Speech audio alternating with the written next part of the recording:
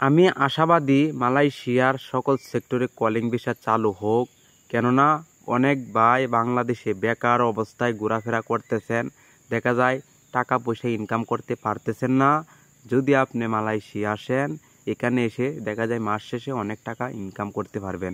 স্বপ্নের দেশ মালয়েশিয়া, যদি আমরা যেতে পারতাম যে কোনো সেক্টরে অনেক টাকা ইনকাম করতাম, আবার সেই টাকা বাংলাদেশে পাঠাইতে পারতাম। আমরা যারা এই ধারণাটা করি যে মালয়েশিয়ার সব সেক্টরে কলিং ভিসা কবে চালু হবে, কিছুদিন আগে একটি ভিডিও দিয়েছিলাম, আপনাদেরকে সতর্ক করেছিলাম যে আপনারা পাসপোর্ট সাথে রাখেন। পরে ওই ভিডিও দেখে অনেক ভাই কমেন্ট করেছিলেন যে সব সেক্টরে ভিসা কবে থেকে চালু হবে, সামনে মাস থেকে কি না ঈদের পরে। তাই এই ভিডিওটা আবার নিয়ে আসলাম যেন আপনারা জানতে পারেন। প্রথমে আমি বলবো, মার্চের দ্বিতীয় সপ্তাহে মালয়েশিয়াতে এসে কিন্তু একটি বৈঠক হওয়ার কথা ছিল, এমওইউ সাইনিং। পরে কিন্তু বাংলাদেশের যে মন্ত্রণালয়ের অনেক উপদেষ্টা কিংবা সচিব আছে, তারা কিন্তু অনেক ঝামেলার কারণে আসতে পারে নাই। এখন এপ্রিল মাসের দ্বিতীয় সপ্তাহে সেই এমওইউ স্বাক্ষর সাইনিং হবে মালয়েশিয়ায়। আপনারা যারা এই প্রশ্নটা করেন মালয়েশিয়ার সব সেক্টরে কলিং ভিসা কবে চালু হবে, এপ্রিল মাসের দ্বিতীয় সপ্তাহে বাংলাদেশের মন্ত্রণালয়ের কিংবা প্রথম কিংবা উপদেষ্টাগণ আছে, দেখা যায় মন্ত্রণালয়ের সচিব আছে, তারা যে মালয়েশিয়া আসবে, দেখা যায় মালয়েশিয়ার প্রধানমন্ত্রী, মালয়েশিয়ার মানব সম্পদ মন্ত্রী, মালয়েশিয়ার স্বরাষ্ট্রমন্ত্রী, তাদের সাথে যে সময় এমওইউ স্বাক্ষর সাইনিং হবে, ওই সময় যদি বাংলাদেশের উপদেষ্টা কিংবা মন্ত্রণালয়ের সচিবরা যদি আবেদন করে কিংবা কথায় হয় এমওইউ স্বাক্ষর সাইনিং হয়, তারা যদি আলাপ আলোচনা করে মালয়েশিয়ার সব সেক্টরে কলিং ভিসা চালু হবে, ওই সময় কিন্তু আপনারা জানতে পারবেন।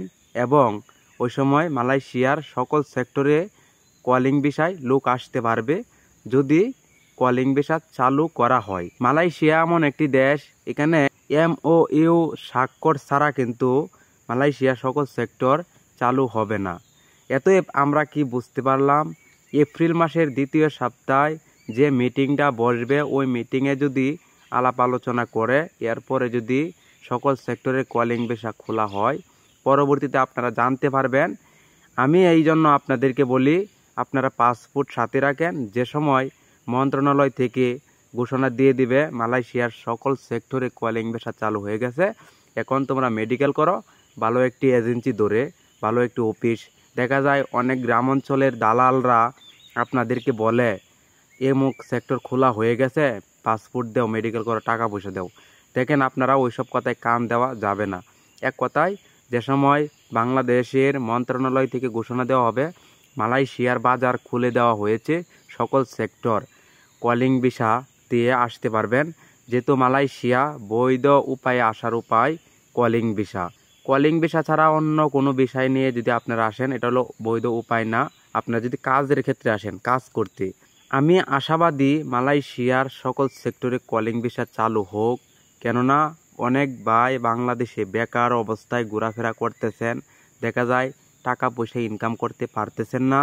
যদি আপনি মালয়েশিয়া আসেন, এখানে এসে দেখা যায় মাস শেষে অনেক টাকা ইনকাম করতে পারবেন।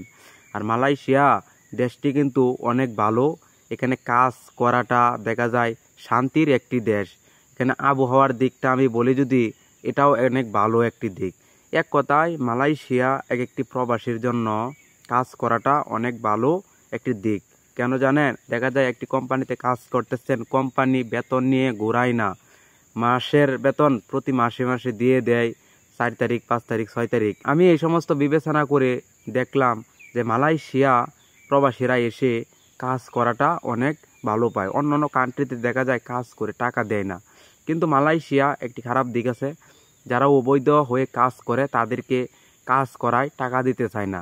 আর আপনারা অবৈধ হবেন ভাই কেন? কেন আপনারা বৈধ হয়ে কাজ করেন, যেটা মালয়েশিয়ার রুলস। অবৈধ প্রবাসীদেরকে ধরার জন্য কত চেষ্টাই না করতেছে মালয়েশিয়ার ইমিগ্রেশন পুলিশ। জানেন আপনাকে ধরে ফেলে আপনার কি অবস্থা হবে? এতএব যারা মালয়েশিয়া আসবেন, বৈধ উপায়ে আসবেন, কোনো সময় অবৈধ হবেন না। আর সকল সেক্টরে যদি কলিং ভিসা চালু হয়ে যায়, আপনারা অবশ্যই আসতে পারবেন।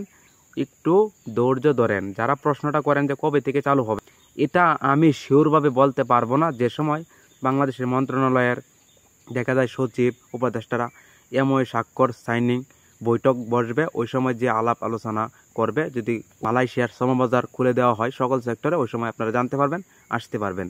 এতএব আপনার পাসপোর্টটা সাথে রাখেন, যে সময় খুলে দেওয়া হবে ওই সময় ভালো একটি এজেন্সি ধরে পাসপোর্ট দিয়ে মেডিকেল করে আপনারা যে কোম্পানিতে আসবেন ওইসব কোম্পানিতে আসতে পারবেন।